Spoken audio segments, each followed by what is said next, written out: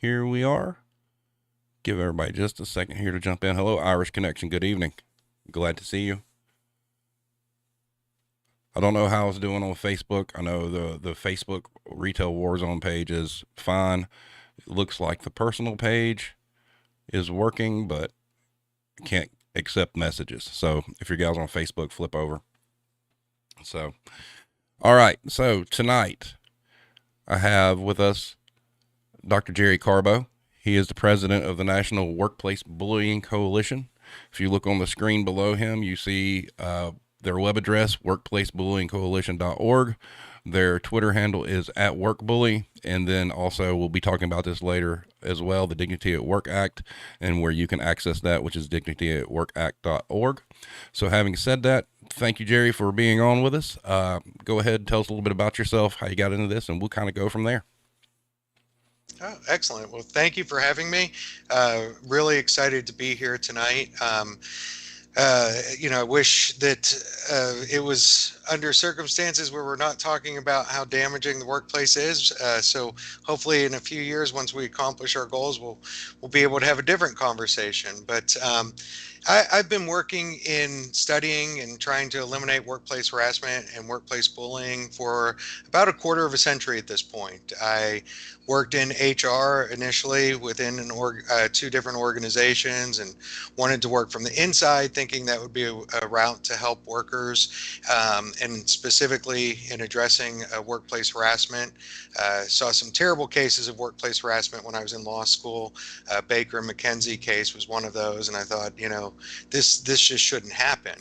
And it went from there to some private practice as an attorney, and even there, it's frustrating because bullying is not covered, and so many clients would come into my office that would experience terrible conditions in the workplace, but it wasn't based on a protected status. So I went from there to say this needs to change, and sort of researched it as an academic, went on to get my PhD, and shortly after that published an article saying we need to have a strong law, and these are some of the things that need to be a part of that law. And then the founders of the National Workplace Bullying Coalition, Bev Peterson in particular, reached out to me, asked me if I could help to draft some amendments for a proposed bill in New Jersey. And from that point on, I've been working with the National Workplace Bullying Coalition. We've grown over those years. We've grown exponentially over the last 3 years. And our goal is to assure, first and foremost, to assure dignity in the workplace for all workers. And our focus is, as part of doing that, it means that we have to eliminate bullying from the workplace. And we know that it has to be a multifaceted attack. So we believe in educating both workers and employers. We believe in the need for a strong labor movement that focuses on the day-to-day and that will truly address workplace bullying rather than either ignoring it or sometimes even making it worse. And we know that we absolutely need a strong law with strong enforcement. And so we also push for that. And, and a big part of that is continuing to conduct research. So we try to bring as many researchers into the fold. We bring them into the organization. We try to help researchers work together. And I guess the last thing that I forgot is we also know it's going to be a while. It's going to be a fight. And so we want to also be there to support targets, to help them through what they're dealing with, to give them resources to overcome the bullying in their workplace. Awesome. So let me ask you, do you guys do like outreach to different businesses? We are starting to do outreach to businesses. We're also starting to offer services to businesses, things like developing policies, engaging in fact-finding investigations, offering investigation training. But a big part of that is we also want to make sure it's the right businesses. And so we are working on a rating system for businesses that can also be used as an audit for them to say, these are the steps that you need to take to eliminate workplace bullying.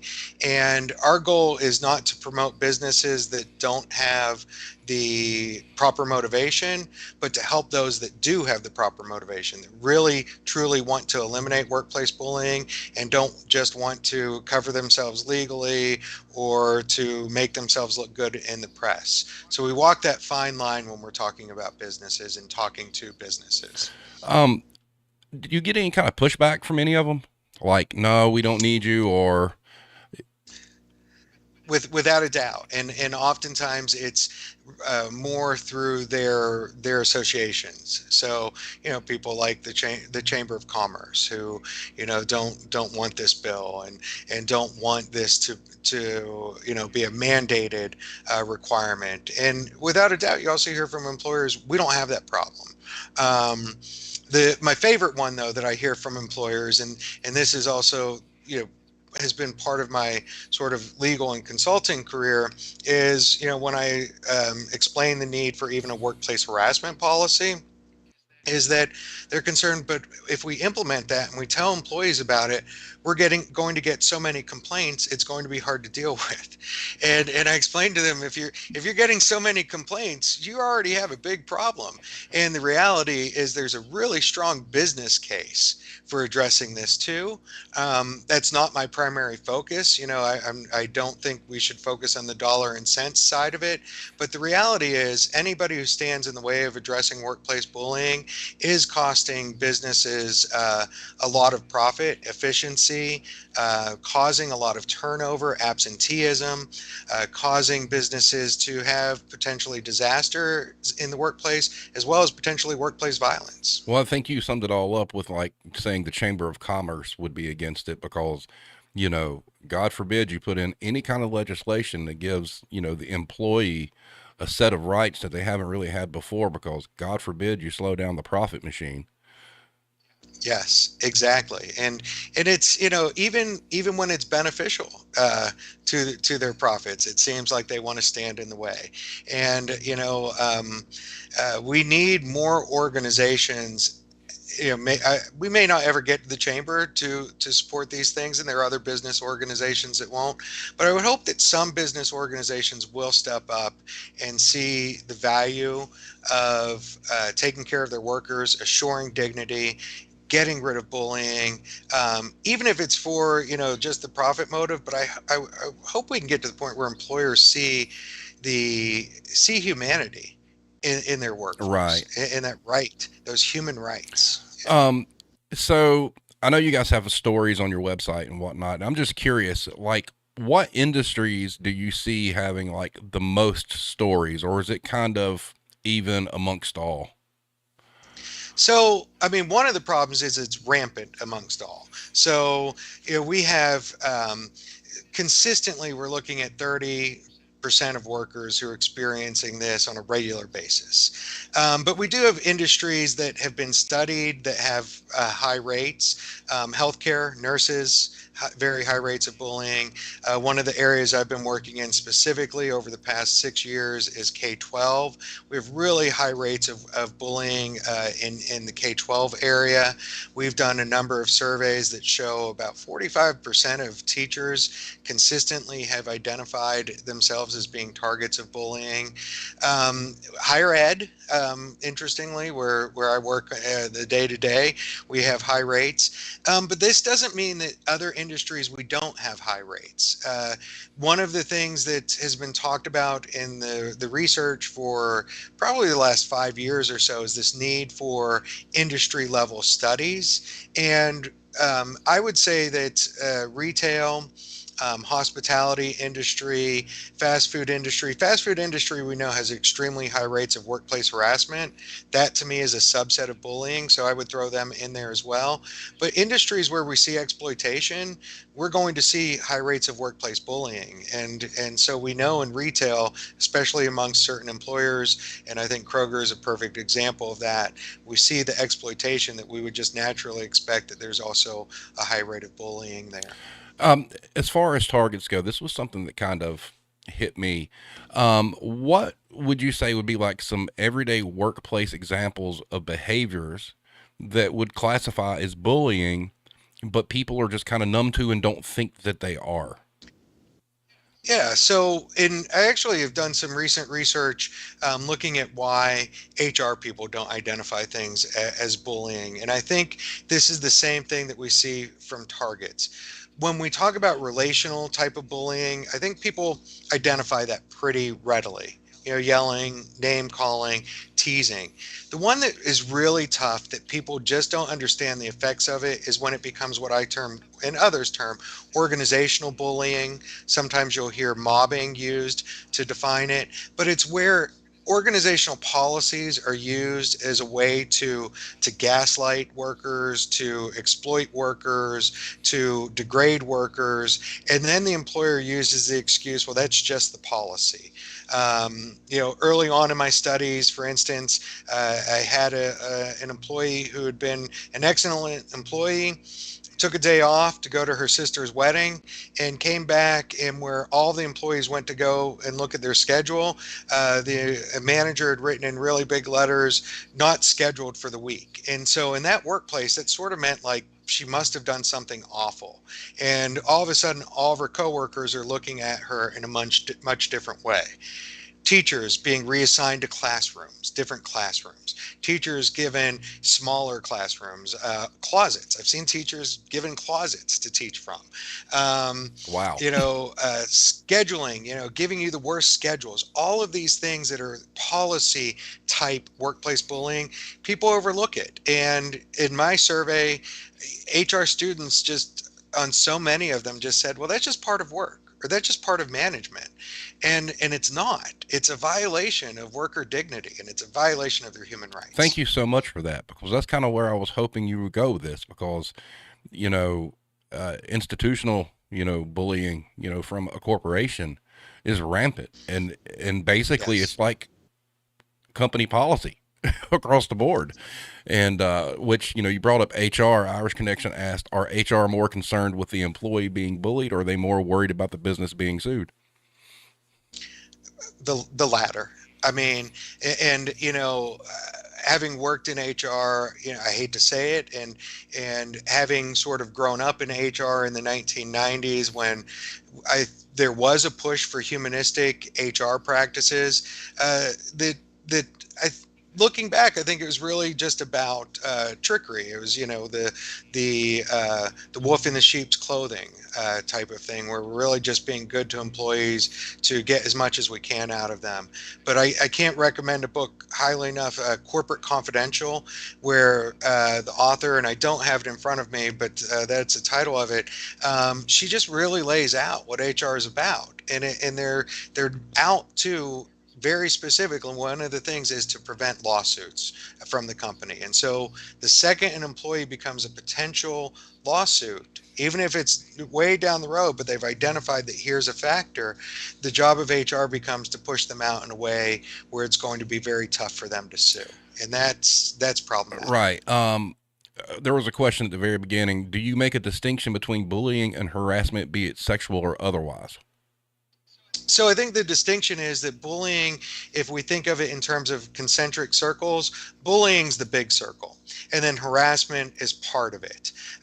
What we see statistically is status-based harassment, or in the United States, what's unlawful harassment, would be about 1 in 4 instances of the broader phenomena of workplace bullying. Beyond that, they're very much the same, other than for bullying that's not based upon a protected status, or the equal opportunity harasser, it's not unlawful, and so there's just no protection in the United States, and we lag behind other countries in that protection. Now, would you consider, obviously with the thing going on with King Supers and the labor movement and whatnot, would you kind of consider the written policy of do not discuss your pay as an example of, corporate bullying? Without a doubt, not only is it corporate bullying, but it's unlawful. And if there's one thing that I have to say that the Biden administration has done great, it is selecting the general counsel for the National Labor Relations Board.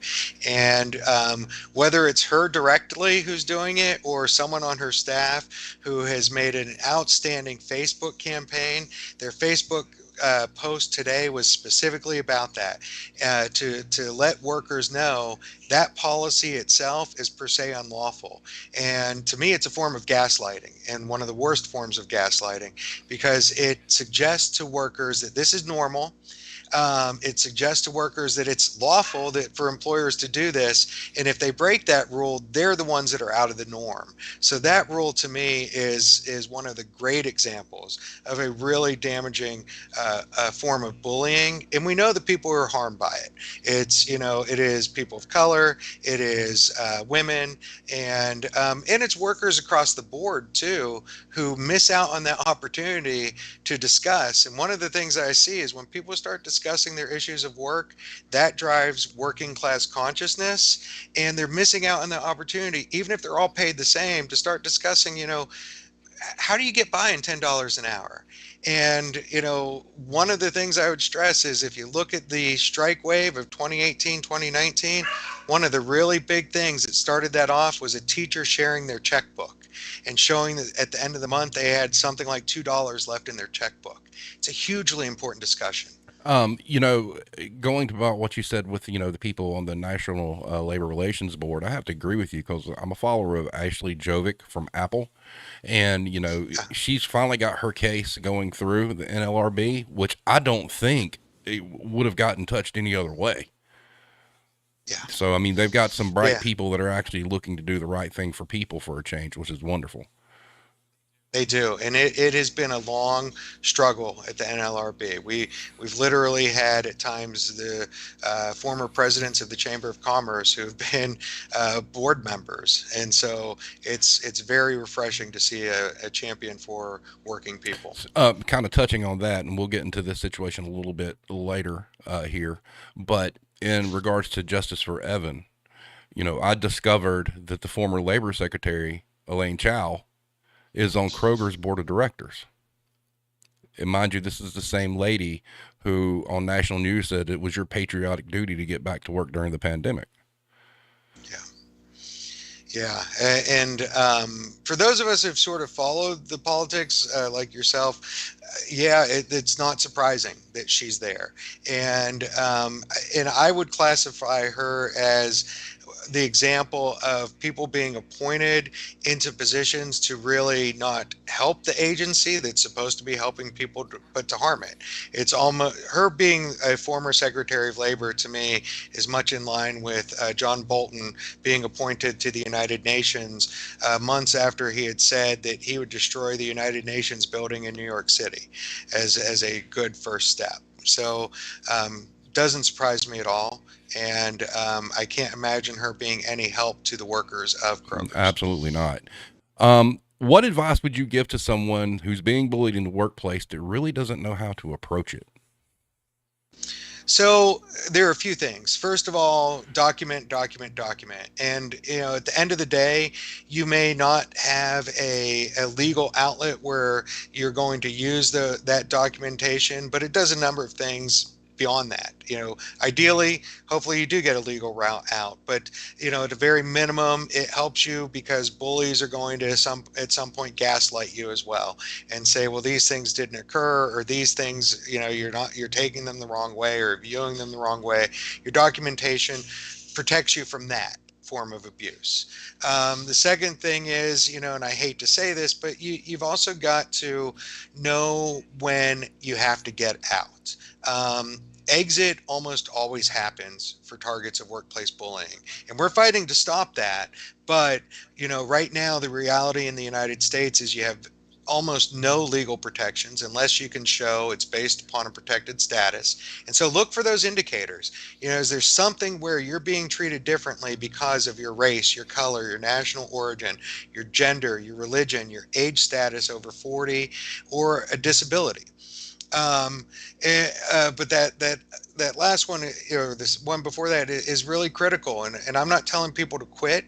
I think you want to take steps before that. If you can unionize, unionize. If you are in a union, push your union, get them to understand it.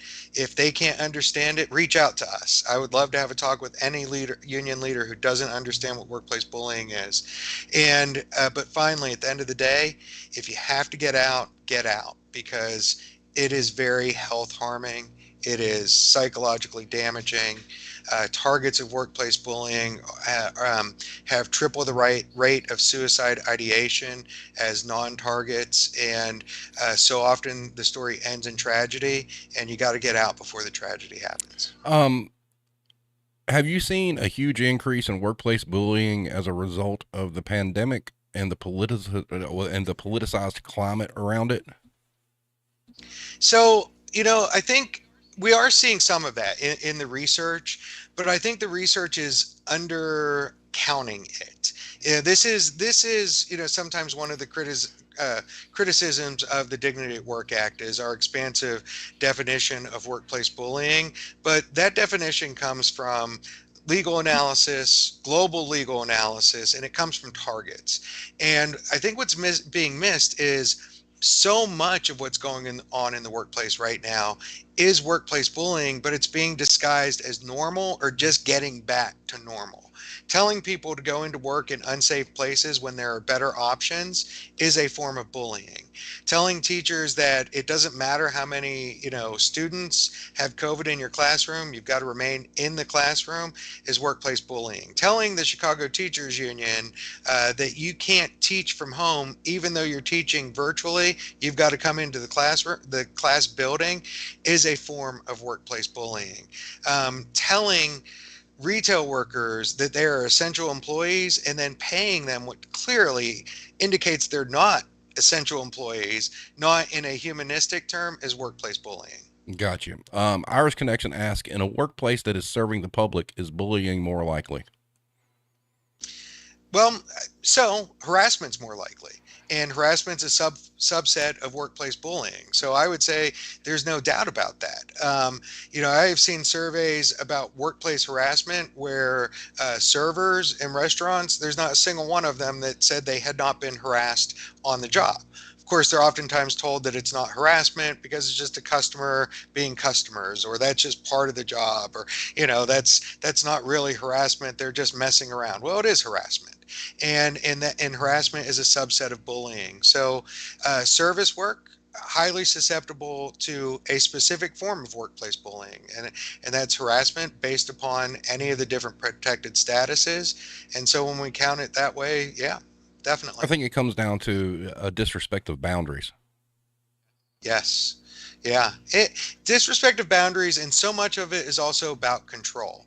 And people think that, sometimes that people are under them, and that they should control them. And that is just not the case. We all have a right to human dignity. Agreed. And speaking of, human dignity, before we get into the Dignity at Work Act, I did want to ask you about, um, on your website, you have the COVID-19 rights report.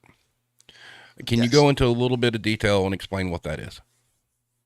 Yeah, so unfortunately, most of that report at this point is no longer relevant. We had the FFCRA, which was extension of the FMLA, which was really the biggest piece of this. We also had certain rights if to paid time off if individuals contracted COVID. For one reason or another, that was allowed to expire, even though rates of COVID were still through the roof. But what hasn't expired in that is the Americans with Disabilities Act sections that are very relevant to COVID. We have workers have a right to accommodations, and the EEOC years ago, under the when Obama was president, even drafted pandemic standards, and part of that document talks about those standards and what it means, the expansion, in essence, of a term disability, as well as the expansion of expectations for accommodations in the workplace during a pandemic. And part of that relates to the EEOC guidance on telework as well, which is the other part of that document.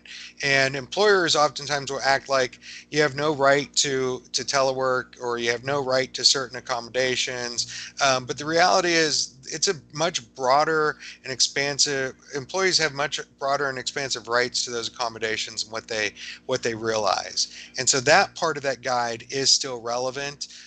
Unfortunately, and it's relevant to read it, the FFCRA, to see what legislation we had, and then to question, why do we let that expire, and why has there been no push to bring that back, especially during these times where we have seen COVID cases skyrocket, and like we're seeing right now. But it's all about wealth before health, unfortunately. Exactly. All right. So tell us a little bit about the Dignity at Work Act. What kind of progress have you guys made, and what your ultimate end goal is? Yeah. So the ultimate end goal for everything that we do as a coalition is assuring dignity in the workplace. Now, to do that, we know that legislation is necessary but insufficient. Um, we cannot assure dignity in the workplace without a strong law with strong enforcement. But borrowing from Lance Compa, we really need, at least at the very minimum, a three-legged stool. We need a strong labor movement that focuses on this as well. And then we know, even with those two things, we can't police all employers. So we also need employers who will do the right thing and develop accurate or adequate policies in their workplace. The Dignity at Work Act specifically is built around three types of research. It looks at U.S. Harassment jurisprudence, and it starts with that as a foundation. It then looks to fill the gaps of where we know there are problems with that jurisprudence, where we know the reasons that harassment continues to exist. It then builds on from international laws specifically in France, Belgium, and Quebec, as well as other places. And then it builds from targets experiences. And it's targets experiences that we use to define what workplace bullying is, to help us to understand what dignity is, and then to help us to understand the steps that need to be taken to assure that dignity in the workplace and eliminate bullying in the workplace. And finally, a big component of it is that we know that in order to stop workplace bullying, all targets need to have access to an adequate remedy. And so one of the foundations of the Dignity at Work Act is that access to a remedy. Now, could you see, And yeah, theoretically speaking, if you look at the mental health aspect of it, could you ever see a time where, the bullying and harassment maybe could fall within the purview of OSHA? I think it could. I think it could. And and that is a route that I would really like to see taken, especially in the interim, because I think that's an easier route. But we need, again, the right people running OSHA. And I think back to the late part of President Clinton's term, and at that point in time, advocates had fought for 20 years for an ergonomics initiative, and unfortunately President Clinton left that off until the very last moment of his presidency, passed an executive order that added an ergonomics initiative, and then President Bush came in and by executive order eliminated it. So we need the right people there. We need people who understand that psychological harm is just as bad as physical harm, but it is, I think, an interim measure, and it's something that can be done through the executive, through federal regulations that wouldn't be tied up in a Congress that doesn't do anything, and would be a great step. I mean, when you think about, businesses, it's all about money. I mean, they turn a blind eye to so many things, to protect profit margins. But, if something like that was within the purview of OSHA and they carry the pen to write some really big, fines, you hit them in the Yes, pocketbook, and maybe it would help change the culture a little bit. And exactly. to me, what is it? Occupational Safety Health Administration, I Yep, believe. You exactly. know, Yes, well, occupational safety, I mean, I would think bullying and harassment would fall well within that. I know there's a lot of people that would exactly. disagree with me because they're going to be like, well, too much government is too much government. But in the case of retail, somebody needs to step in and regulate something because these companies are running around like cowboys doing whatever they want to do. Exactly. I couldn't say it any better.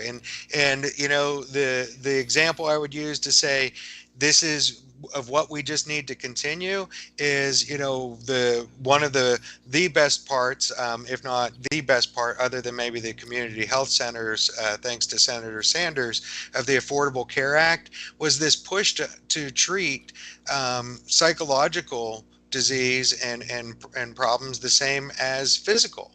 And what we need is that same push from OSHA, because psychological harm is just as bad and oftentimes worse for workers. And we know that it can lead to tragic events. Yeah, and I think that as we all get have gotten older and whatnot, and you think about it, a lot of us were raised in a certain way. Well, you just suck it up and take it and whatnot, and there's a lot of people who still live by that. But the reality is, everybody's different.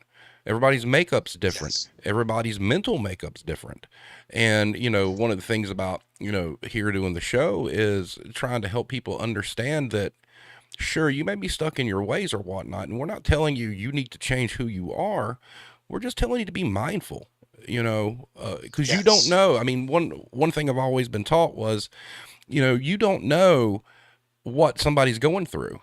I've used the analogy, you've got like a 17-year-old cashier, her parents just got divorced, she's got no money, she's on, she just broke up with her boyfriend, all these things going on, and she's on her last thread, and you go in and berate her because she didn't scan something right. That can turn tragic, and Yes. and you're complicit in that. And I just think we need to get away, as a society, saying everything should be so black and white. Look, there's a lot of gray, a lot, and Yes. you need to be mindful of Yeah. that. Yeah, I think that's a great way of putting it. It's a great example, and yeah, we need to get comfortable living in those gray areas, and just respecting each other and recognizing each other's humanity, and maybe another thing, and and I'm a different person that was 25 years ago, and I hope that in a good way. And something that I think about more and more is, everybody that you look at is somebody's son, somebody's daughter, somebody's mother, somebody's sister. And maybe we could do a lot better if we would just remember that and view them that way, and think about, do I want my son, daughter, sister, mother, brother treated that way, or how do I want them treated? And let's maybe at least start there. Exactly. Um, Another question: companies need to focus more on mental health for the abused associates. Go through more than none or just the month of May. Formatting on the question is a little weird. Having said that, have you seen companies trying to have some sort of outlet during and post pandemic? I guess for abuse and for mental health. Mm. Yeah, it's interesting. I spend a lot of my time looking at the bad stuff, and I wish I could spend more time looking at the good stuff too that some companies do, because there are some good companies out there. I like to think of Costco, although no one's perfect, and they're far from perfect. But I haven't seen the ramp up that I would have expected from that. I think it's interesting that we see, this ramp up of you now can get the tests, and they're required, but I think the requirement of the, for coverage and further outreach for mental health is still lagging, and maybe even lacking during the pandemic. So I have not seen it. It doesn't mean it's not out there. And again, because my research more often than not takes me to the darker side rather than the positive side. But it's definitely something I would like to look into, and if other people have information on it, I would love to see it. And they also bring up, and I think this is where they were going with it, because May is Mental Health Awareness Month. Okay, excellent. Yeah, and maybe that's a good time for us to hit that up, or maybe expect something to be done by May, which means we need to begin the actions now to get the better services. And I think the other thing that I would warn is we also have to really uh, come down on employers hard when they violate privacy in those areas, like we've seen with certain tech companies with EAP programs and requiring or trying to get information from EAP when employees go there. Yeah, I do. Most companies I have worked for, the EAP seems like an absolute joke, to be honest with you. Yeah. I mean, you may have an associate come to you, I mean, pouring their heart out to you, and all you're really expect to do is hand them this piece of paper and give them a phone number and say, go do this. And 9 times out of 10, Yeah. they don't really get anything out of it, you know? Yeah. And, Yeah. it's, I've seen a lot of things too lately with like Sedgwick. It's like they feel like they've got all the answers, and, somebody's going through this thing and they're trying to justify, for the sake of the company, oh no, you're not going through this thing. It's this other thing. And Yeah. the tug of war has just gotten so bad. And it just kind of goes back to showing that, employee rights are pretty awful. There aren't any Yes. really. Yes, and in this area too, I think for counselors and mental health experts, we need people who understand the workplace, and that is also a resource that we're trying to build on our website. We're trying to give access to workers for any type of resource they need, and so we're trying to grow our list of counselors that are out there. And if you know counselors who are working in this area, attorneys who are taking cases, especially if they'll take cases on contingency, we want to, help targets get in touch with them. And so please, send them our way. And if you're looking for some, go to our website. We have some of those resources already available. Speaking of the website, a story that you and I are very familiar with that, I'll be covering here in a couple of weeks. Justice for Evan Seyfried. Yeah. Yeah. Some of the people in the community, they've got a hold of it. We're trying our best to get that spread as much as possible. And the one thing everybody needs to understand, and this is something that Jerry and I were talking about before, you've got a situation that was extremely tragic, and it kind of highlights everything their organization stands for. Okay. I mean, Yes. there's an actual lawsuit, there's a complaint that you can read. And when you read it, it's just mind blowing. But the fact of the matter Yes. is, no one's seen it on a national stage. You Yeah. have to dig for it. You will only see local affiliates cover the story. And here we are with something. We're coming up on the year anniversary, actually, and no mainstream media has picked this up. I've actually reached out to some of the journalists I've talked to. They won't touch it, and that to me kind of shows some complicity in the bigger national media to not want to harm corporate sponsorships. Yeah. Um, Yeah. so I know you've spoken with them. Give us some insight into that you have. What happened with Into Evan?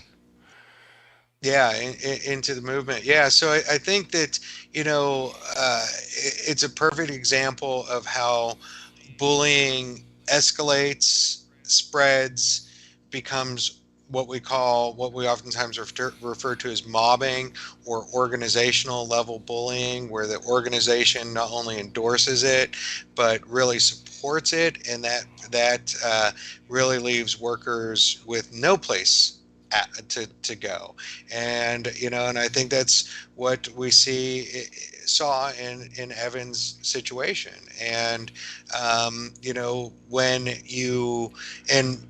Evan took every step that he could think of to get the situation addressed internally, externally, and there was nobody who would help him. And that goes to Kroger's HR department and to their managers.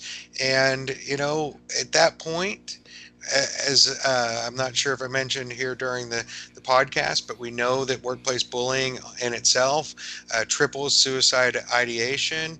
And at that point, when there's not an escape, people look for anything that they can, and that's the tragedy that we see in this case. And it's heartbreaking, but it's not the only case. And 5 or 6 years ago, when I started working with a teachers organization, they came to our organization for the same reason. They had seen teachers who had committed suicide because they were bullied so much in their workplace. And you know, to find those stories was next to impossible, Mm-hmm. and they occurred out west. And if memory serves me right, the only place I could find it was Los Angeles Times, and even there, it was covered as more of a local story than a national story.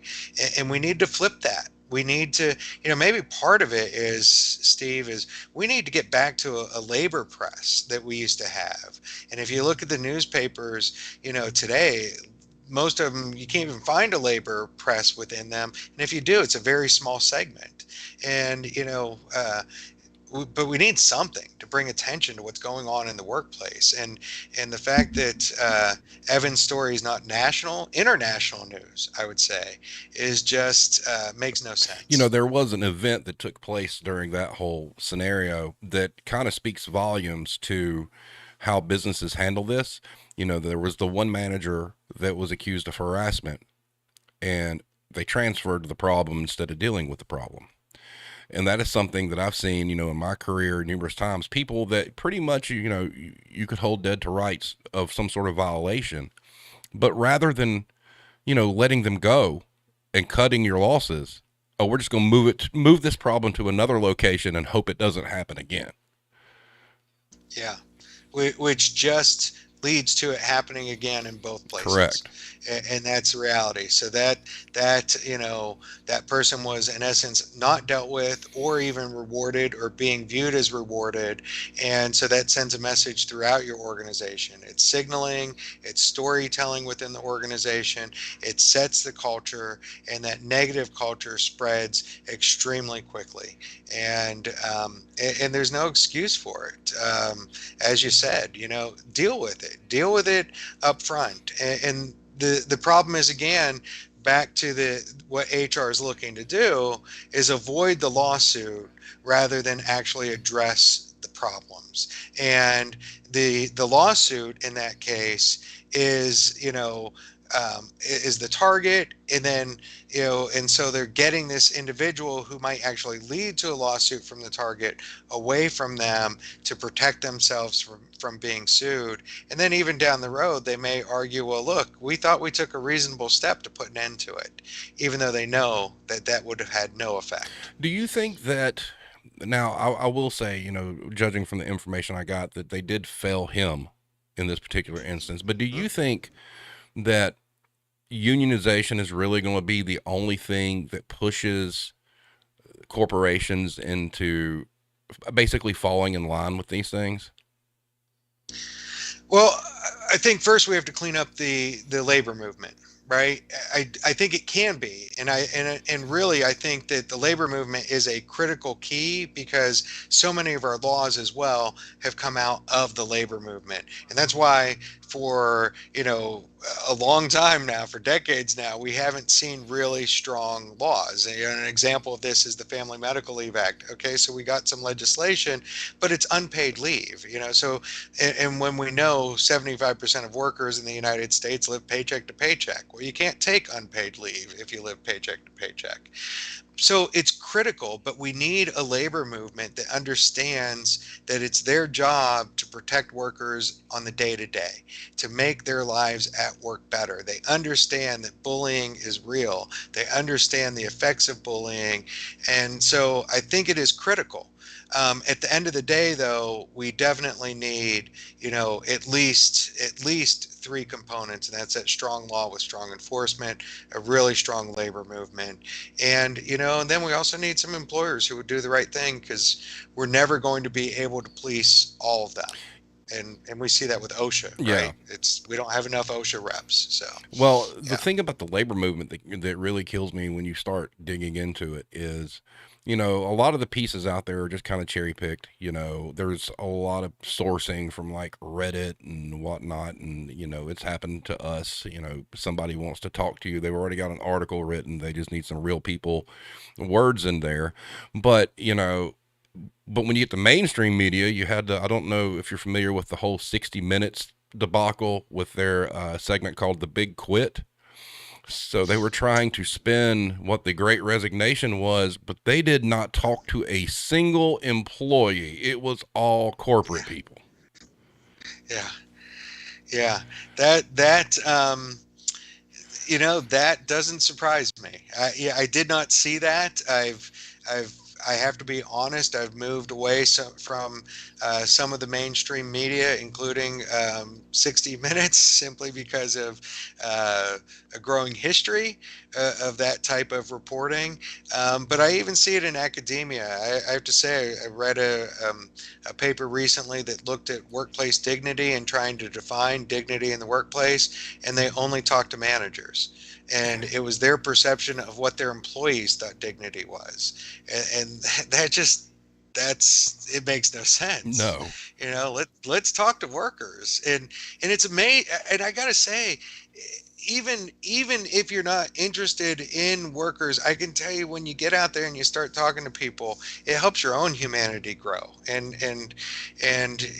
we need to hear from workers so much more. This was a good one. Do you think companies are actually capable of investigating themselves to see if their organization has an issue? And then they follow with, I cannot fathom how so many could believe in self auditing. Yeah. Yeah, I at this point in time, absolutely I do not. And I have to say, in when I really started studying workplace bullying, and a big part of this was investigation training, and I used to conduct investigations internally, as an HR person, as well as helped organizations to develop their investigations. The whole center was, or the whole focus really was on fact-finding investigations. Um, since that time, of the past 25 years, what I've seen more and more is the first place that employers go is to their defense counsel, and then they have their defense counsel literally do the investigation. And that's not an investigation, it's an interrogation. It's preparation for their defense in case they get sued. And so we have to move away from self-auditing. It's a great point. We have to have and require external bodies to conduct investigations. And where we've done that, we've seen that a couple of times as a result of the Me Too movement. We saw that in the NFL case with the Miami Dolphins. The external reports, although employers still end up ignoring them, are a lot different than those internal reports that employers find from their own investigations. Irish Connection asks, has bullying become worse in corporate culture over the last 20 years? Yeah, I don't think there's any doubt about that. I think it's become more and more a norm. And I think the other part of it is it's become uh, more and more discreet. And what I mean by that is, you don't see as much of the obvious harassment, for instance, obvious sexual harassment. But what you tend to see more of is, even in that area, the more discreet gender harassment, the use of policies. When we talk about bullying, we've really seen, what I have seen is a move from sort of personal relationship type of bullying that we can all identify.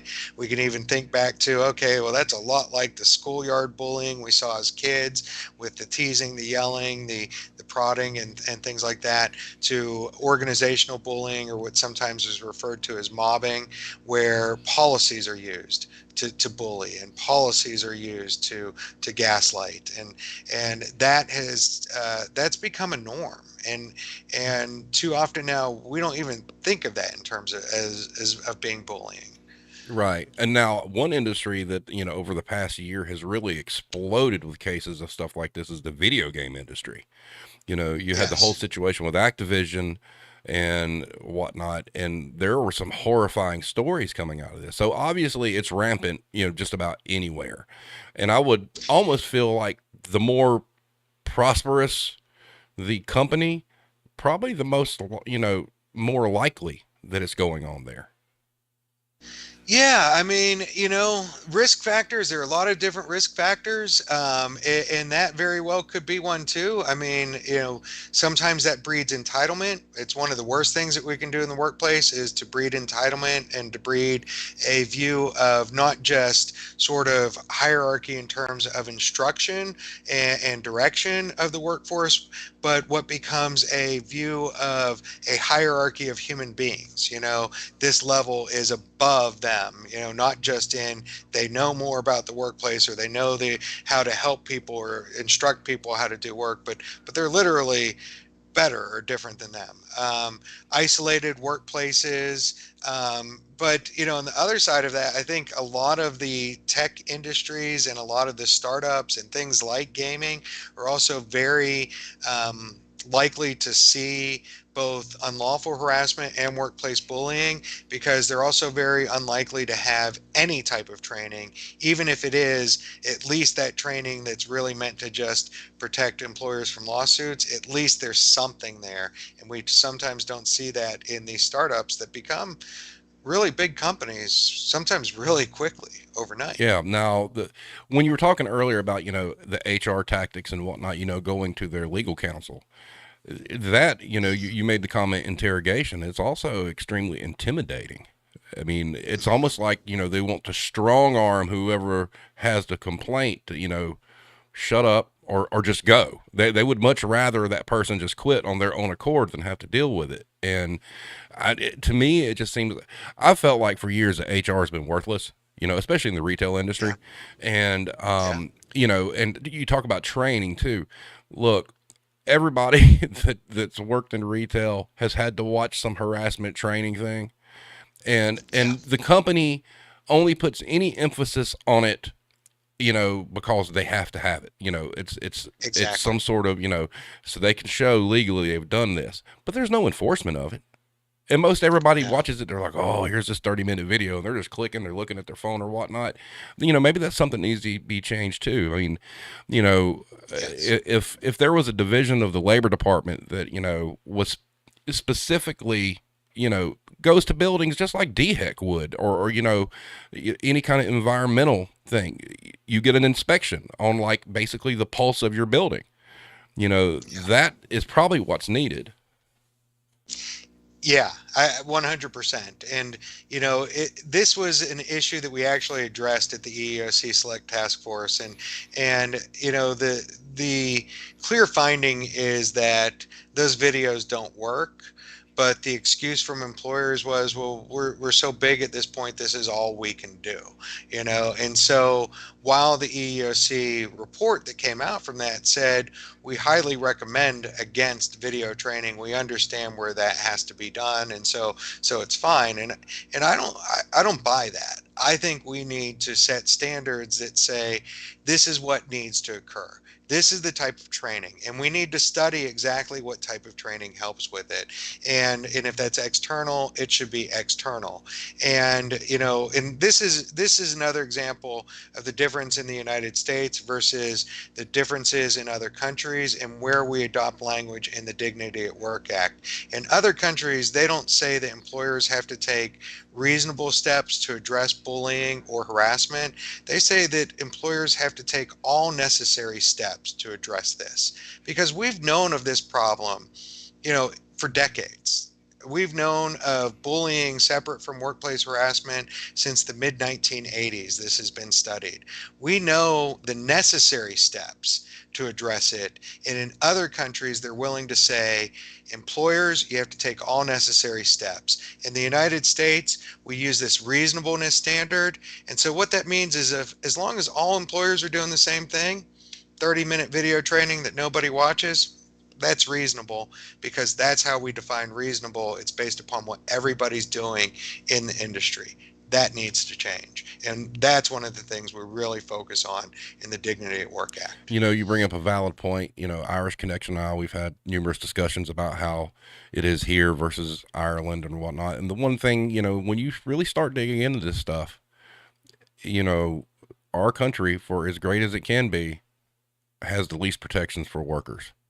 I mean, really, Correct. it does. And, you know, it's all, you know, it's all about money and whatnot. And he had asked also too, what do you think employers benefit from by allowing bullying? So I think it comes down to control. So, I don't think the organization benefits, but I believe that executives benefit. I believe that managers benefit. And I believe that, it comes down to control. One of the, my dissertation chair told me lots of wonderful things, but one of the things that she told me when I asked that very same question to her said, look, why can't I get employers to do this when I'm showing them the business case? I'm showing them that they'll make more money if they address this problem. And she just looked at me like it was obvious and said, because of control. They don't care about the money when they're making enough of it. They want that control. And to your point, Steve, this is control. I mean, control to the point of, as you said, we're going to intimidate you until you leave, and you're going to leave because we know we can do it. And so that's what they gain. And our system of employment in the United States, we can't forget, is built upon a treatise written in the 1870s by Horace Wood that was entitled Master and Servant. And when you start with the idea that an employer is a master and an employee is a servant, it's built on control. Yeah, it's already broken at that point from Exactly. the foundation. Wow. That is Yes. something else. Well, I tell you what, Dr. Carbo, this has been fantastic. I have enjoyed this greatly. Now, has Erica reached out to you about the other thing? Yeah, somewhat. I've got to get back in touch with her. She sent me a message though. Yeah, yeah. So just let me know, and we'll get to work on that. Um, what I'd like to do is your closing statement. Yeah. So, I think in closing is, what we need to do is we need to flip things. We need to flip away from this idea really of negative rights in the workplace, things that can't be done, to really understand that in all walks of life, people deserve dignity. The reality is for working adults, we spend the majority, not just, the not just half, not a third that a lot of people think of. We spend the majority of our lives in the workplace. To think that dignity is left outside of that door just makes no sense. Human rights belong to all human beings. They are inherent to all of us because we are human, and it makes no sense that we give those up in the workplace. And if you agree with me on that, I would love for you to work with us at the National Workplace Bullying Coalition. We are 100% grassroots, all volunteer organization. And the only way that we are going to get to assuring dignity in the workplace is through a movement, a national movement, where millions of us come together and demand it. And I hope you'll join us in doing that, because until we do that, we're going to see more tragedies, and I don't want to see any tragedy. Absolutely. And, you know, I want to continue this relationship further. I think what you guys are doing is excellent. I will help out any way I can. If you ever have anything that you want me to Excellent. talk about or whatnot that comes your way, you just let me know and we'll do it. Same thing here. This is grassroots. I don't make no money off this. Have no intention of making any money off this. This is just here to help people. So I want to thank you so much for Excellent. being on tonight. And everybody, next week, I'm not real sure what we're doing. The week after that, we'll be dedicating that week to Justice for Evan. I'll have more details on that as we get all that finalized. Not real sure what next week will be, but we'll come up with something cool. But everybody, thanks for showing up tonight. The audio will be up later this evening for you guys to listen to on the way to work, replay, etc. Once again, thank you, Dr. Carbo, for being here, and we will see everybody next time.